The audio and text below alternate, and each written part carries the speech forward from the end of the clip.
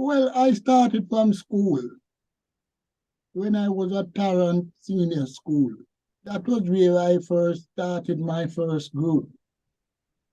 We started a group was to enter the junior festival at the Liquor Theatre at Tamredcom Avenue. So that was my first time with a group. What was the name of the group? Oh, well, it was at school them time there. It never really have the name of such. Okay. But I remember the members them that was in the group. It was my classmate them. Elaine Burnett, a girl was in it. God Forbes, Granville Green, and myself Roy Cousins.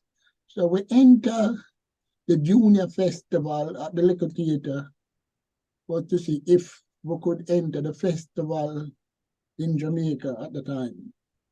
But we never got selected. So it was when I leave school and started to work at New York, a garment factory. I meet a guy that was living on my road, a guy named Lydie, and he brought a guy in with a little plastic guitar named Harry, and we started to rehearse. But while I was working at New York, a garment factory, there was two other guys working there who was brilliant singer, Keith Smith and Trevor McFarlane, who used to sing all day while I was working, and I was impressed by the harmony I heard. And that was my first baptism of harmony. But where I was living on Flint's Crescent, I was living exactly behind a group, a professional group called the Sheridans, which was the lead singer was Winston Francis, Pat Kelly, Brahmo, Spirit. So I used to listen to them rehearse in the evening. And again, Brahmo, the bass man in the Sheridans, him inspired me a lot and him taught me a lot. So I slowly picked it up from there. But the Royals come together fully when I moved down to Grasswick Glade, that Cockburn Pen, Kingston 11.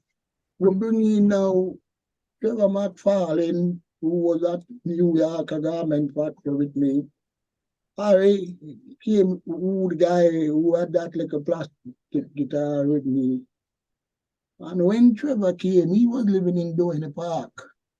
So when Trevor came over for come rehearse at Grasswick Glade, he bring with him another guy named Errol Green and another guy named Professor.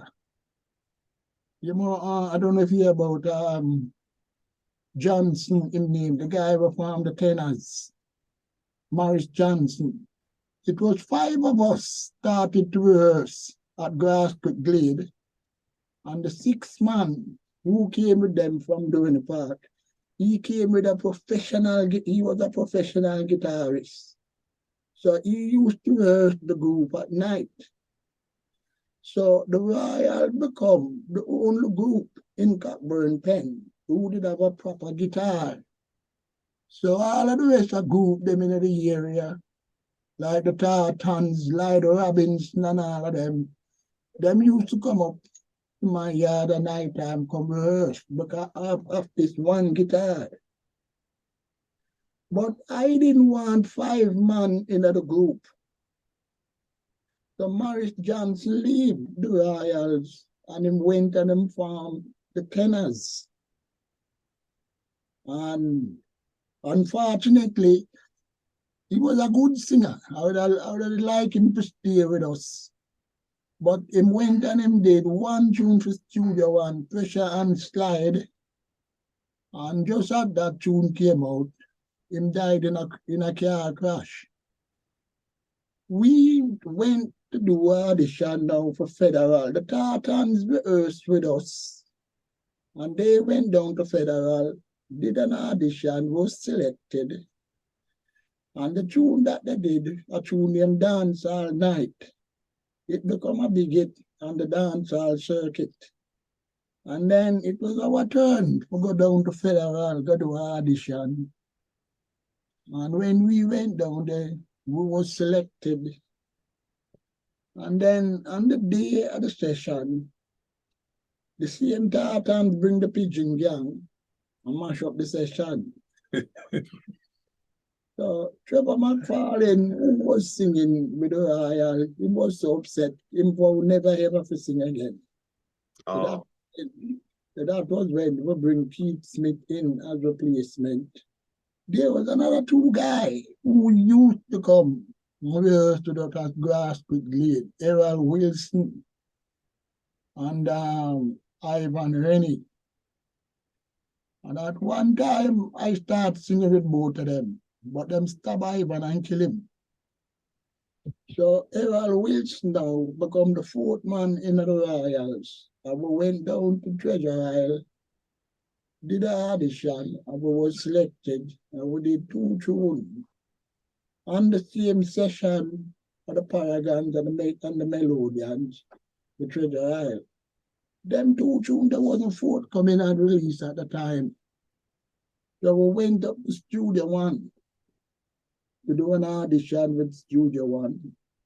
And the first time we went to Studio One to do an audition, it was Lee Perry who was doing the audition for Studio One. He didn't select us. We went back 3 months later. It was BBC from the Gaylords who was doing the audition for Studio One. He didn't select us either. And the third time we went, it was Caxton himself who was doing the audition, and he selected us. And we ended up doing 9 tunes for Studio One, and we signed a contract with Studio One. And them 9 tunes that was never ever released, 1967. We went there with those 2 tunes for Live Matador, which never got too far. And then we do 2 tunes for Joe Gibbs again, we never got too far. So I decided then the best way out was to go into production for myself. So when I started production for myself, my first label was the Uhuru label. I was the first person in Jamaica to use the name in recording, Uhuru. what year was that? Well, them days there, we never did I keep date of such, but I was young them days. I could about, say, 18, 19. So the Uhuru label was going about 5 years before Black Uhuru.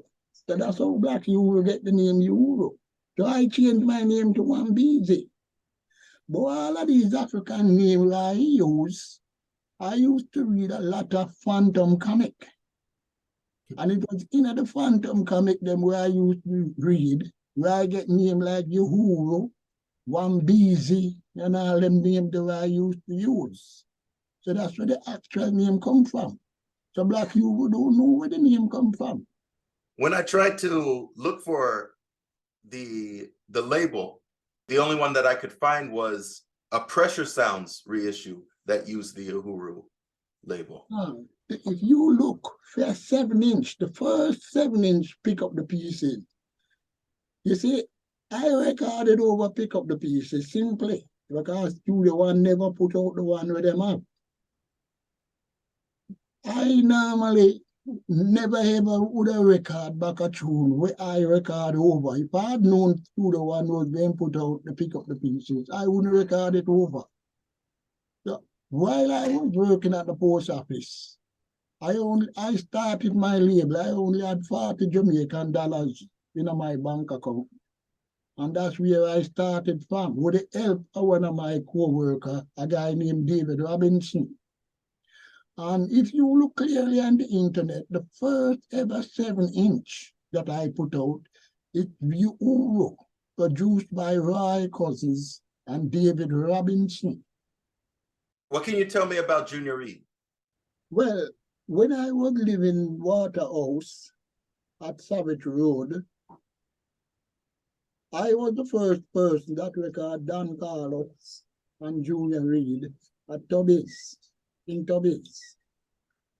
So I I know them guys are from Waterhouse.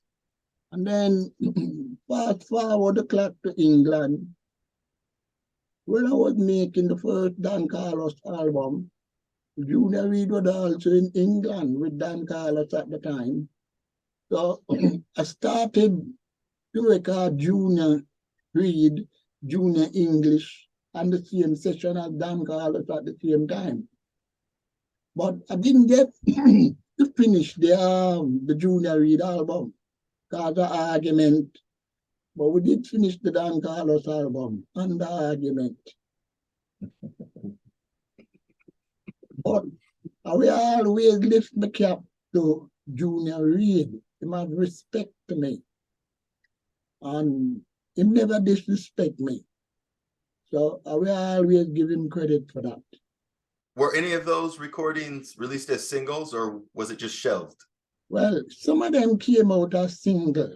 And then I put out a Junior Reid and Colonel Campbell CD album called Double Tap. Okay, so that's what it was. Yeah, it went down well. But one and two of them came out on singles. Now, Don Carlos, you said you started recording Don Carlos first? Yeah, I started recording Don Carlos from when I lived at Savage Road. And Don Carlos' first ever recording was a tune named Feeling of Love. And I think Don Carlos would have been the first person to form Black Uhuru. Yes, he was a founding member. Yeah. And when I leave the Royals, right, King Tubby's brother, Schooner, he went into the Royals and become the lead singer. And they changed the name from the Royals to the Jays. So Oh, really? Yeah, the Jays is actually the Royals with Errol Wilson, Rudolph Reed, and Lloyd Ruddock, Lloyd Schooner Ruddock, King Tubby's brother. But after they did the 2 hit for Channel 1 at the Jays, Jojo gave them a trip to America, and Schooner linked up with his brother Stagger, and Schooner never went back to Jamaica. So on the return of Errol Wilson, a former member of the Royals, he went into the Black Uhuru. So Black Uhuru first album would have been Errol Wilson, a member of the Royals, with Dookie Simpson and Michael Rose. Right. And when Errol was alive, he always tell the world that Roy Cousins was the first one to use the name Uhuru.